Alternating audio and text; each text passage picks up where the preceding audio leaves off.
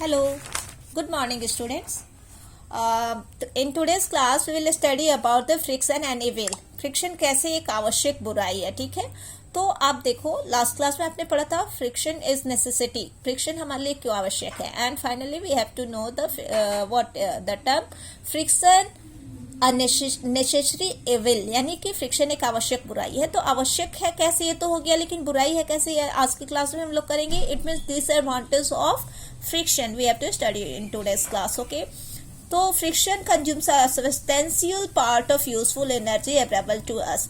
जो हमें energy available है उसका मैक्सिमम पार्ट क्या होता है, फ्रिक्शन की वजह से वेस्ट हो जाता है, उसमें कंज्यूम हो जाता है। फ्रिक्शन को ओवरकम करने में, फ्रिक्शन से निपटने में बहुत सारे एनर्जी का वेस्टेज हो जाता है, लॉस हो जाता है, वो हीट के रूप में लॉस हो जाता है, ठीक है। और तो इसके लिए क्या करना चाहिए, हमें फ्रिक्शन को कम करना चाहिए। But we can't reduce friction to zero, हम लोग फ्रिक्शन को जीरो नहीं कर सकते, ठीक है। It is responsible for a lot of wear and tear. Second term यदि हम लोग देखें इसके डिसएडवांटेज में कि जितना भी टूट फूट होता है ना, उसमें फ्रिक्शन ही उसके लिए क्या है, रिस्पॉन्सिबल है।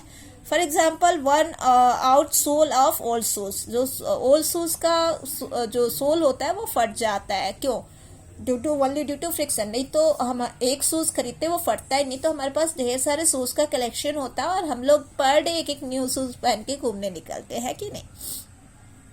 तो अभी आप लोग क्या देखो, कोरोना टाइम में घर में बैठे हो, ज्यादा चल नहीं रही हो, फ्रिक्शन नहीं हो रहा होगा, तो आपके शूज भी नहीं सोल्स भी नहीं घिस रहे होंगे, ठीक है, और शूज भी नहीं टूटो, छोटा हो जाएगा आप में, बट वो टूटेगा नहीं क्योंकि फ्रिक्शन हो ही नहीं रहा है, आप नहीं चल रहे हो उसको पहन के। तो next, the moving parts of old machine need replacement why. Here is a question for you, क्यों जो मूविंग पार्ट है मशीन्स की, उनके रिप्लेसमेंट की जरूरत क्यों पड़ती है time to time. Next, a significant amount of energy supplied to the machine get wasted in the form of heat energy while overcoming the force of friction। कह रहा है कि मैक्सिमम जो अमाउंट होता है उस एनर्जी का हीट के रूप में क्या हो जाता है, वेस्ट हो जाता है। आपने देखा भी होगा जब आपको हैंड को रब करते हो तो क्या होता है, उसमें से हीट जनरेट होता है, तभी तो ठंड के टाइम में, विंटर सीजन में आपका वो हैंड क्या हो जाता है, वार्म हो जाता है, ठीक है। लेकिन लगातार आप वही काम करते रहो तो आपकी एनर्जी, आपकी अपनी एनर्जी ही उसमें यूटिलाइज हो रही है ना, मस्कुलर एनर्जी, तो आप फाइनली थक भी जाओगे वो करते करते। तो आप देखो यहाँ पे next question here is for you, the heat generated by rubbing two surface is useful and harmful too. दोनों ही हमारे लिए यूजफुल भी है और हार्मफुल भी है। Give reason for the statement with example, आपको रीजन बताना है एग्जाम्पल के साथ। तो थोड़ा सा मैं भी इसमें यहाँ हिंट करूंगी, वैसे आपके पेज नंबर 96 में हिडन है इसका आंसर, ठीक है। तो यहाँ पे मैं थोड़ा हिंट करूंगी कि आप देखो जो फायर का डिस्कवरी हुआ, फायर का जो इन्वेंशन हुआ, उसमें क्या वो हमारे लिए जो ग्रेट इन्वेंशन कहा जाएगा, और उसके बाद हमारा लाइफ सेटल होने लग गया। हम लोग कुक करके खाने लग गए, तरह तरह के डिशेस पकाने लग गए और बहुत सारी चीजें बनने लग गई। तो ये किसकी वजह से हुआ, only because of what, friction. पहले फ्रिक्शन किया स्टोन में और उसमें से जो स्पार्क निकला उससे ड्राई लिप्स जलने लग गए, तब ऐसा लगा कि ये डिस्कवरी हुई कि अरे हाँ ऐसे फायर प्रोड्यूस कर सकते हैं, और उसमें कुछ कुछ चीजें थी, जब पक गया तो टेस्टी लगने लग गया। तो ये फ्रिक्शन यूजफुल है, लेकिन यहीं पे हार्मफुल हो जाएगा, जो कि अपने आप फॉरेस्ट फायर हो जाता है, अपने आप लग जाती है घिसने से, हवा की वजह से।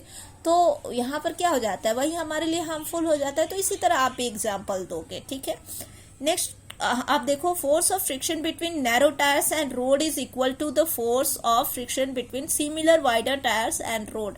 हाउ, तो कह रहा है कि फ्रिक्शन जो है नैरो टायर्स और वाइडर टायर्स के लिए रोड पे क्या है, दोनों के लिए इक्वल है, ऐसा कैसे और क्यों। तो ये आप बताओगे, इसका हिडन है क्वेश्चन का आंसर पेज नंबर 97 में। आज के क्लास में आप इसका आंसर लिख करके मुझे दिखाओगे। फिर ये बहुत सारे क्वेश्चंस हैं जिसमें रीजंस आपको बताना है। First question, why do we think tyre of vehicles like car and buses have treads on them. क्यों टायर्स में जो होते हैं बस और अदर व्हीकल्स के, उनमें ग्रूव क्यों बने होते हैं, चिकना क्यों नहीं होता है। Why is the sole of your shoes group, क्यों आपके जो शूज का सोल होता है उसमें ग्रुप बना होता है। स्पोर्ट पर्सन और जो प्लेयर्स होते हैं उनके शूज में एक स्पेशल स्पाइक लगा होता है और क्लिफ्ट लगा होता है, ऐसा क्यों। कबड्डी प्लेयर्स जो होते हैं वो धूल से डस्ट से अपने हैंड को रब करते हैं खेलते समय, ऐसा क्यों। और जिम्नास्ट जो होते हैं often apply some coarse substance like chalk powder on their hand, why. जो जिम्नास्ट का मतलब जो रस्सी वगैरह पे चलते हैं, फायर में कूद के दिखाते हैं, डंडे पे बहुत हाई जंप करते हैं, तो ये जिम्नास्ट करते हैं, तो वो ये चॉक पाउडर का यूज क्यों करते हैं। ये सब आपको इसका आंसर देना है, लिखना आज के क्लास में। और नेक्स्ट क्लास में हम लोग पढ़ेंगे method of increasing friction and reducing friction. It means कैसे हम फ्रिक्शन को बढ़ा सकते हैं, कैसे घटा सकते हैं। हमें जहां उसकी जरूरत होगी वहां इंक्रीज करेंगे, जहां उसकी जरूरत नहीं होगी उसे क्या करेंगे, रिड्यूस करेंगे, और उसका मेथड हम लोग जानेंगे नेक्स्ट क्लास में। तो आज की क्लास में इतना ही, चलो ओके बाय।